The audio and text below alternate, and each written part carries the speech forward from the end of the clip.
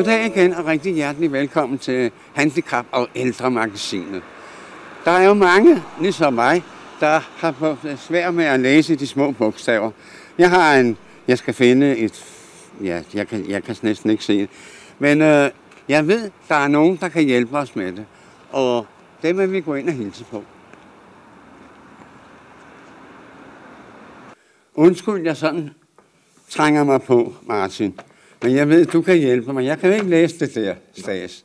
Har du nogle gode fordele, eller nogle gode forslag til, hvad stiller man op? Ja, hvad stiller man op, Erik? Vi har i hvert fald masser af gode forslag. Ja. Vi har fået vores helt nye lokaler. Vi er flyttet til Rødovre. Vi har fået et stort showroom. Og vi har fået et rigtig godt synsprøverum. Ja. Derinde kan man få nogle nye gode briller, hvis det er nok. Og ellers, hvis briller ikke er nok længere, så har vi masser af andre løsninger, som vi også vil komme ind på senere. Men jeg synes, vi skal starte og tage bogen med ind til vores dygtige optikere og se, hvad de kan lave af løsninger. Så kom du bare tryk med, Erik. Ja, det lyder forjættende. Nå, for søren. Goddag. Vi er jo blevet anbefalet at starte med briller, hvis det begynder at knive lidt. Ja, det er rigtigt, og det er altid en god idé. Ja. Og at man ligesom får afdækket, om det er briller, der kan gøre det. Ja. Nu er du kommet her ind til os, og det er jo lidt usædvanligt, at folk kommer herind, når de bare trænger til briller. Ja. Men de er selvfølgelig velkomne til det. Vores primære opgave, det er at køre hjem til mennesker, som ikke selv kan komme ud. Jo. Det er jo en fordel. Ja, du kan jo løbe og spæne, som jeg ved ikke. Ja, det skal jeg love for. Ja. Så folk, der kommer her, det er som regel folk, som er svagsynede. Ja. Ikke? Og dem har vi jo så masser af forskellige løsninger til. Lupper og alting. Filterglas har vi. Mange ting, vi kan prøve. Men som du sagde, det er altid god skik at starte med brillerne. Det kunne være, at det var nok. Yep. Det er rigtigt. Ja. Fordi er det nok, så er det jo afgjort det nemmeste. Og så skal man selvfølgelig skal man altid have et par briller, der passer ordentligt. Ja. Ikke? Hvis de ikke også gør det, lidt pæne ud, ikke? Det må de godt. Altså, det kan være en fordel. Ja, det må man sige. Så ja, det gør man jo altid først. Men det foregår her? Det foregår her, og der kommer hovedpersonen til at sidde der, og så må du gerne tage plads, hvis du vil. Ja. Det vil jeg da gerne. Ja. Jamen, hvad sker der så? Jamen, så gør det ondt? Jo overhovedet ikke. Nå, det gør det ikke. Og ikke engang på pengepunkten. Nå? Nej. Man prøver, eller spørger selvfølgelig først, hvad er det de små bogstaver, du ikke kan læse? Ja. Jeg sagde til dig, der bliver den her bog her. Er det den bog, du ikke kan læse? Ja, det kan du nok se. Det er jo ikke for voksne mennesker. Det er ikke noget at byde folk. Men nu skal du se, hvis nu man starter med. Det her giver dig for briller på. Ja, de er jo pæne. Men de er måske lidt store, men... Nej, de kan rettes ind. Sådan. Og så skal jeg prøve at vise dig. Nu er det jo selvfølgelig, når jeg ikke har prøvet det rigtigt efter, så er det jo skud i tågen det her. Men vi prøver at sætte et par glas foran, og så siger du jo sikkert, nu kan jeg se igen. Ja. Det jeg vil simpelthen gøre den lidt herude der, og så kan jeg godt se det. Men det gør man selvfølgelig et større nummer ud af, at finde nogen, der passer præcist. Ikke? Ja, selvfølgelig. Ja. Er det så andre ting, vi skal se? Hvis vi overhovedet ikke kan få dig til at læse små bogstaver, jamen så må vi jo til at gå i gang med andre ting. Så kommer der lupper og forskellige ting. Ja. Men der findes jo også briller, der er specielle, ikke? Sådan særligt stærke. Og... Jamen det har du helt ret i. Og dem, skal jeg tage dem her? Ja. Når man er ude i sådan noget, så kalder man det jo faktisk for svagsynsoptik. Ja. Så er det lupper, man ofte er ude i. Og det vil sige, man ser en lup foran på det ene, og måske på begge øjne, men det er nu meget sjældent. Og så, det ligner sådan noget. Men hvor man så ofte kan komme til at se de små bogstaver. Mere besværligt selvfølgelig, end hvis man bare kan nøjes med et par almindelige briller. Ikke? Men dem kan man jo tage hver gang, man er færdig. Det er man nødt til, ja. For man kan ikke gå med dem. Nej, det kan man ikke. Så det er, som det er. Ja. Der er nogle mennesker, der klager over, at de ikke kan se fjernsynet, specielt teksten på fjernsynet. Dem har man jo så også noget hjælp til, selvfølgelig. Og der er ofte, eller en, der er meget brugt i hvert fald, det er sådan en Grimmerjan som denne her. Ja, det er så. Og hvor du kan prøve at se, hvis du kigger langt væk der, Der står nogle bogstaver derhenne, og når du får dem der på, så Ja, bliver det jo så stort, så stort. Det kan man Og tage så med kan i du- teateret. Ja, det kan man faktisk, ja. Til teaterkigger den der, Ja, hvor man skal sidde og holde på det. Men her sidder de jo af sig her selv. sidder de helt af sig selv. Ja. Ja, det må man Det jo er- tilstå. Meget praktisk, kan jeg Ja, men sige nu dig. har vi jo allerede... Nu har vi allerede fundet ud af en hel bunke, og jeg fået dig til at se. lidt. Ja. Se, nu har du ikke nævnt noget om det, men nogle mennesker kommer jo ind og fortæller, at de er generet af skarpt lys. Ja. Og så må man prøve sig frem med forskellige filterfarver, såkaldte. Og det er glas i forskellige farver, som udelukker forskellige farver af det almindelige naturlige De lys. filtrerer det fra. Ja, altså, det gør det nemlig. Og der kan du også prøve at kigge på tavlen, vi kiggede på før, og se, når du får disse her på, og sidde med dem et øjeblik, så kan du muligvis se, at kontraster bliver trukket en lille smule mere klart op. Ja. Ikke? Man prøver sig frem med dem, og i mange tilfælde, der låner man så kunderne et par briller med hjem, så Ja. man kan prøve dem under forskellige lysforhold. Ja. Fordi det er jo ikke helt givet, at de har samme lys derhjemme. Og det kan godt være, at solen skinner i morgen, og det gør den ikke i dag Nå. i den stil. Så skal man have et andet par. Prøver man, ja, måske, eller Ja, altså ikke? nu Se, nu bliver det solskin. Ja, nu bliver det jo Det glæde ser sådan over. ud, ikke? Ja, sol over land. Ja. Man Nu er- prøver sig frem og ser, hvad kunderne siger, om de Ja. synes, det her, det giver noget, jeg kommer til at se lidt tydeligere. Ja. Ikke? Så det hjalp jo det der med det farvede glas. Ja, At det er sådan, men der er jo ingen styrke i de briller. nej, det er der ikke. Hvad gør man så? Der gør man det, at man tager faktisk sine egne briller på, Ja. og de her stel, de er så store, så de kan komme ud over dine egne briller. Der er ingen styrke i her. Kan du tage dem om uden for dine? Ja, det tror jeg godt, jeg kan. Ja, det kan jeg godt. Og Genialt. Jeg har store briller. Genialt. Så, Det er så nærliggende, som man tror, det det er. er det så. Man tror, det er liv. Ja, Ja, meget praktisk. Ja. Og man behøver ikke at skifte de her, fordi man skifter briller. nej, det kan jeg se. Det skal man jo have lidt at vide om, når man kommer hen. Man kan jo ikke bare Det snuppe. får De ser man. pæne ud. Dem snupper jeg. Nej. Der er vel et eller andet. Man køber dem ikke for, at de ser pæne ud. Nej. Man køber dem for, at de virker. Ja. Ja. Ikke? Men netop også der, hvad der virker, det finder man ud af, når man har prøvet dem nogle dage derhjemme. Ja, Og så kommer man tilbage med dem, man ikke vil have. Ja. Ikke? Sådan gør man. Men ellers skal man over i det grove artilleri, hvis det Ja, er. og så er det jo sådan noget med loopbriller og kikkertbriller og så videre, som også bruges en del. Og det er aldrig noget, der ser særlig kønt ud, kan vi roligt sige. Nej, men det virker. Det skal vel heller ikke blive det der. Jo, Nå, det må det må faktisk godt. blive. Nå. Ja. Hvor man sætter sådan en lille kikkert for det ene øje. Ikke Og for så det blinde. nukker man det andet. Ja. Og se, der kan man så også kigge ud i luften. Ja, det kan man. Ja, så kommer det jo noget tættere bliver noget på. tættere på. Ja, det skal jeg love for. Det er jo en kikkert, der typisk bliver lavet til folk, som har svært ved at se teksten på fjernsynet. Ikke? Ja, det kan jo nogle Det gange kan man godt være se. sådan Det lidt kan da godt blive lidt svært. tricky der. Og se, så er der noget lignende her. Sådan en, som man også kan se fjernsynet med. Ja, men nu bliver det med en helt anden afstand imellem tingene, kan man se. Det kan godt være, ja, at det ser Ja, anderledes sådan mere ud. den Ja, vej her, ja. ind mod væggen og herude. Nemlig. Ja. Ja. Jamen, så har man jo Så har man det, jo og så næsten det. kan man sige, hvis man nu kan finde noget her imellem, der passer, Ja. så er den klaret. Så er den klar. Så prøver man at finde et stel. For Ja, de her ja. ting skal selvfølgelig sidde i et brillestel. En loopbrille, der går man jo ikke lige frem ud efter og siger, at jeg vil gerne have det fineste modestel, jeg kan Nej, få. nej. Det skal være noget, der er praktisk. Ja, ja. Ikke? Men ellers har vi selvfølgelig pæne stel og, Ja, ja.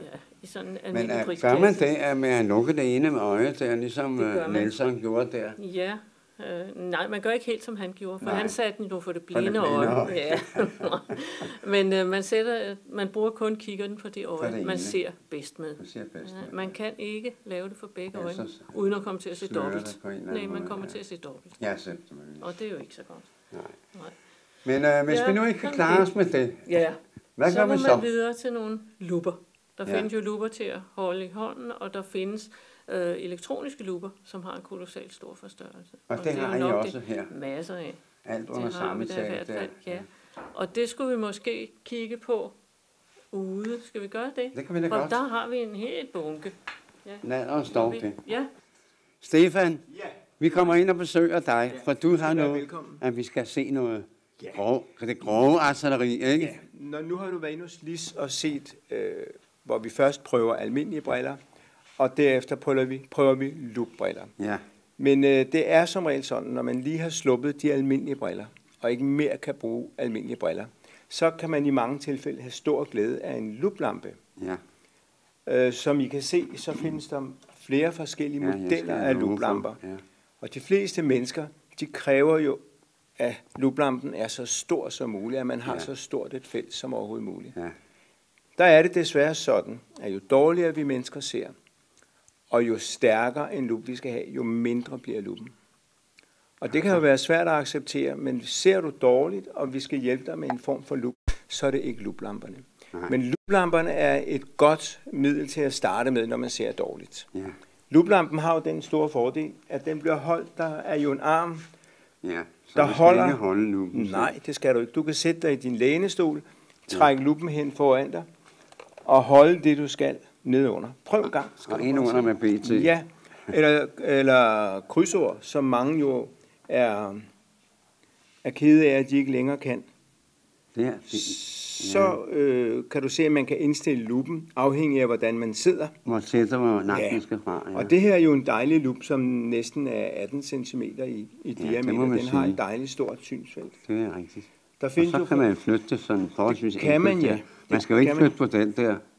Nej, for det vil jo være fjollet, for så skal Ja, du til at slippe det, du har i Ja, hånden. det er rigtigt. Man kan selvfølgelig, der er jo mange, der vælger at lægge det på bordet, og så sætte sig sådan, ikke? Selvfølgelig. Så det er afhængig af, hvad man synes, der er bedst for en, ikke også? Ja. Men den her har jo den store fordel. Den giver forstørrelse, og den giver lys. For prøv at se forskellen.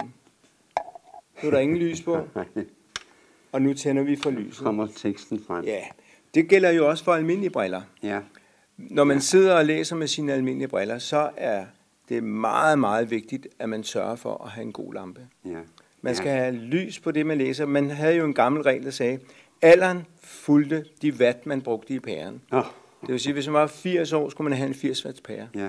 Nu findes det jo ikke rigtig mere. Ah, nu er det jo Så lidt nu hedder det noget andet, Ja. ja. Men man skal være opmærksom på, at lyset er meget, meget vigtigt. Ja. Og så kombineret med en forstørrelse, som den her, som for øvrigt kan lave stærkere ved at sætte en ekstra lup ind under, men samtidig bliver selve luppen mindre. Det er nok det første trin, at vi vælger, når brillerne de ikke slår til mere. Nej. Det er jo pragtfuldt med sådan nogle store lupe der, men de er da lidt uhandige. Hvis vi nu skal ned hos købmanden dernede, og kan man jo ikke se priserne. Det er jo rigtigt. Hvad har Det er du noget, der? vi hører tit. Nu skal du se herover. Ja. Sådan en lup som den her. Det er jo en firkantet lup, der forstørrer 3 gange. Ja. Den er jo rigtig god at have med. Du kan se, at lyset kommer herfra, Ja. og man skal så lære at indstille den, og så kan man se, hvor meget fedt der er i bøfferne. selvfølgelig. Problemet med den er jo, at man skal huske at slukke den. Ja. Det er en god lup, men man skal huske at slukke. Der findes jo en lup. Nu skal du bare se. Der har den egenskab. Nu vender jeg den om, så du kan se. Den tænder, når du holder Når luppen. du tager den. Og når du slipper luppen, så slukker den. Det vil sige, at du har mere glæde af batterierne, end du har af så meget andet. Og så bruger den vist ikke meget strøm i forvejen. Nej, det gør den ikke. Det er jo en ledpære, der sidder i, så den holder i 100 år. Nå, i 100 år? Ja, nej, det kan jeg ikke garantere for. Men den holder længe.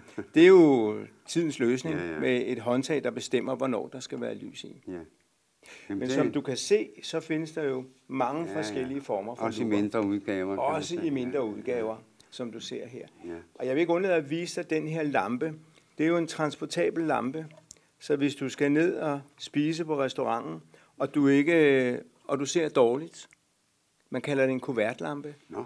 så tager man lampen med, sætter den ved siden af tallerkenen, så kan du se, om det er frikadeller eller om det er fiskefilet. Det var da ærgerligt at spise fiskefrikadeller. Altså. Ja, det er rigtigt.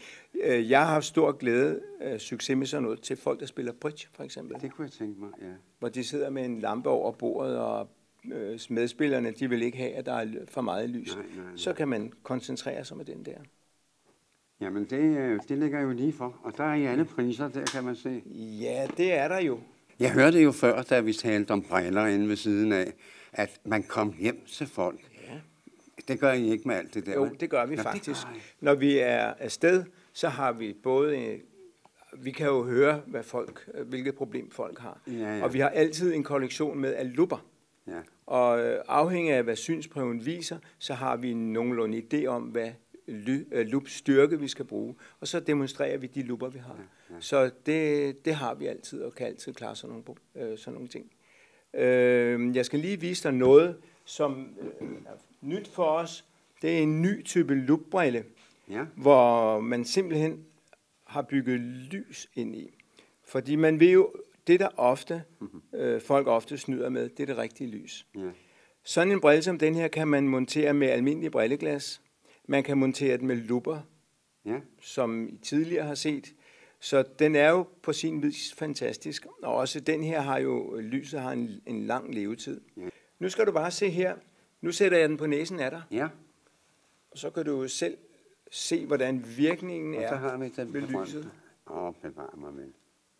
Der får du lyset ind, og lyset følger jo dit ansigt. Du peger mod. Det er jo frygteligt også, når man har i mange år brugt andre ting end lup i hånden, og som ikke passede og sådan noget. Og så får man fat i denne her. Ja, den er god.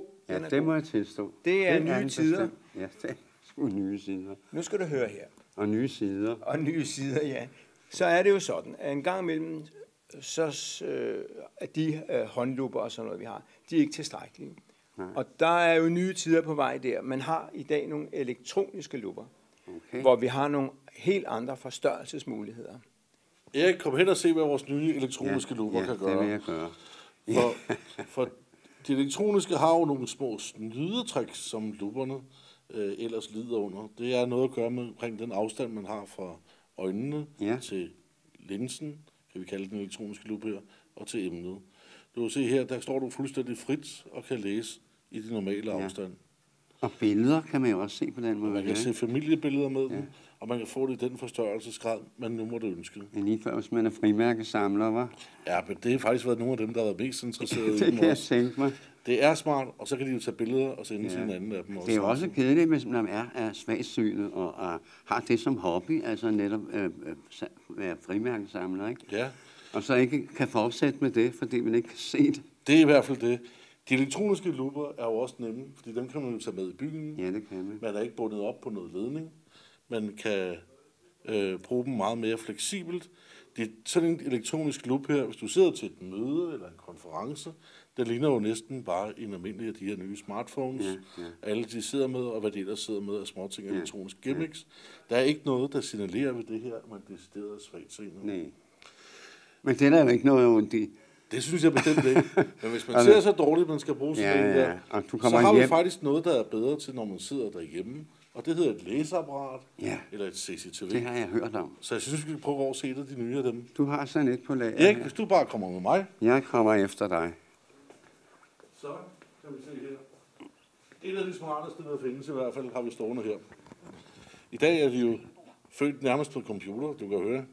Hvis I kunne høre det, den taler dansk oven i købet.